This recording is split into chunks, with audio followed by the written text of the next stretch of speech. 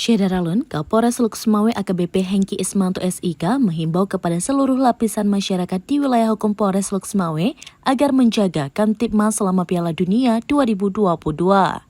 Selain itu, Kapolres Luksumawe menegaskan kepada masyarakat agar tidak terlibat dan ikut-ikutan bermain judi bola, apalagi sebagai bandar.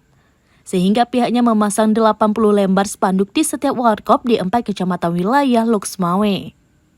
Piala Dunia merupakan perhelatan olahraga sepak bola seluruh dunia, jadikanlah sebagai hiburan tanpa mengganggu kenyamanan orang lain. Selama berlangsungnya kompetisi Piala Dunia, jajaran Polres Luksumawe akan meningkatkan patroli, sebab potensi gangguan keamanan dan ketertiban masyarakat juga akan meningkat.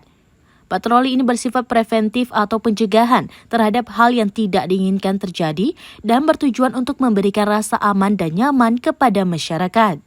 Selain itu, pria nomor 1 di jajaran Polres Luksumawe juga mengatakan pihaknya akan memasang spanduk di warkop-warkop sebagai wujud kepedulian dan edukasi kepada masyarakat untuk tidak terlibat judi bola.